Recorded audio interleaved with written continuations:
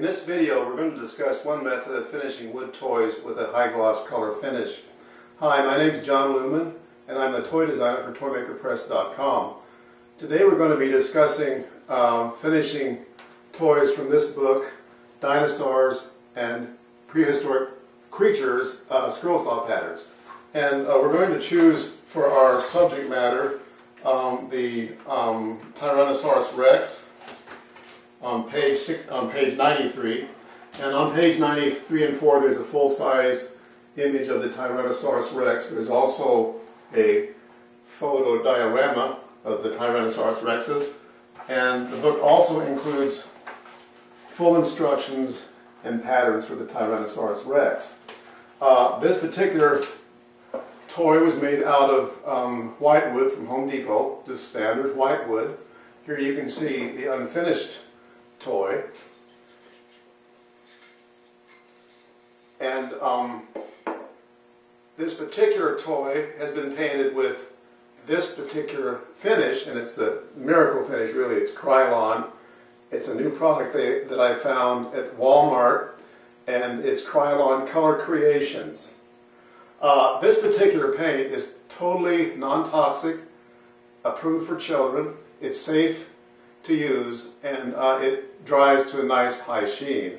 It's very easy to apply. One thing to keep in mind with this particular paint though, even though it's not machine washable, but washable with soap and water or with a damp cloth, you can just wipe it clean, which is a good thing.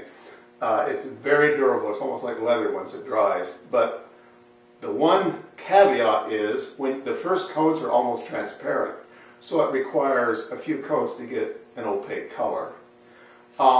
There's a way around that, but if you take it straight out of the can, you're going to get a transparent first coat. Not totally transparent, of course. It'll be like if it's green, it'll be a dark green, but you can see through it and see the grain. So let's get started. What I did was, to get away from the transparency, was they do make one product in this particular line. This is Krylon Color Creations White. It's a high gloss. And the Color Creations White is really opaque when you apply it. It's the one pigment that when you apply it to a toy or to wood, it's totally opaque. It totally hides the grain. Another added feature is it soaks into the wood quite a bit, and so it really tightly adheres to the wood. It makes a great base for the next colors. And if you use Krylon Color Creations, the next colors will adhere like they were welded to the coats below. So what I did was I did a little bit of experiment, and it really worked well. I got a little cup from our laundry detergent top, and I put a little bit of the green in here, and then a little bit of the white Krylon Color Creations, and some of the green Color Creations. Now keep in mind, I said before, the Color Creations green is a little bit transparent, and the Color Creations white is opaque. What I learned was it completely blocks the transparency of the green.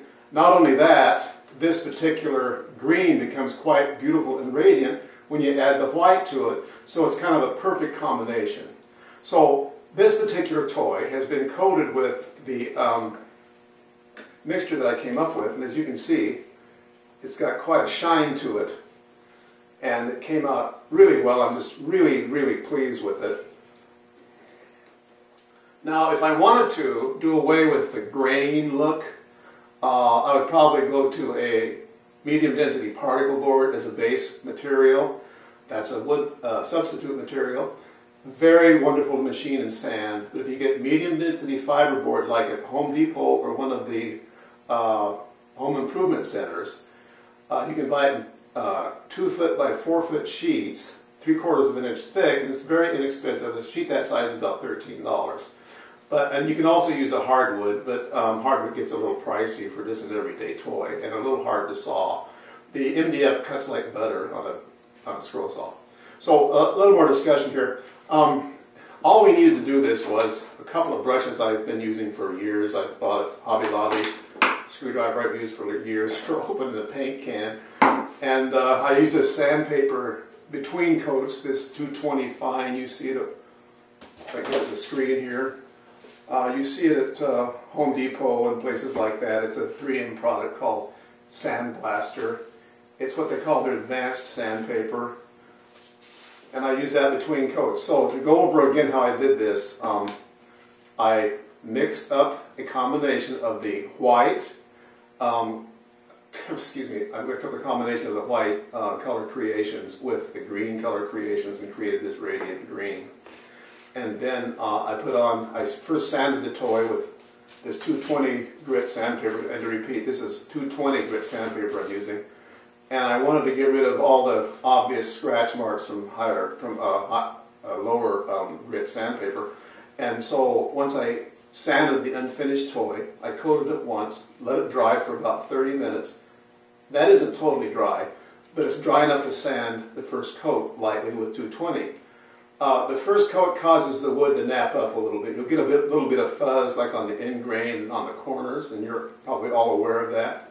That's because of the water-based nature of this paint. And just a side note, this paint, when you're using it, cleans up warm water and soap, which is a wonderful thing. It comes right off your hands and off the tabletop with that. But once it's dry again, it's totally waterproof and durable. So we sanded the unfinished toy with 220 grit sandpaper, dusted it off, applied the first coat of the mixture of white and green, let that dry for half an hour, lightly sanded it with 220 sandpaper, and I went through this particular process 3 times. So this one has 3 coats on it. As you can see, it came out pretty nice with 3 coats. The reason I have this little platform here is just a 2x4 scrap I got out of my scrap bin, and here's a couple of little triangular pieces I got out of my scrap bin, as you can see here. I use those to balance the toy on once I paint the bottom, so that little narrow ridge gives you just a little bit of area to touch up once the toy's dry. And that way I can transport the toy on this, oops, sorry, this toy to a place to where it can dry, like close to a radiator or a heat vent. On a side note, this particular Tyrannosaurus Rex, I modified a little bit. This is the standard format for making the Tyrannosaurus Rex. You can see how the tail holds up his rear end there, and it makes it a nice balanced thing. I wanted this one to look like it was running, so I rearranged the legs and cut off the tail a little bit. It works okay on the platform, but it's a little bit unstable on the triangles. Well, that's about it on how to use Krylon Custom Color. Again, I'm sorry. Krylon Color Creations for finishing toys quickly in a bright, washable, non-toxic, exciting color. We finished the entire set of the dinosaurs in that color, and you can see that in this next photograph we're going to show you.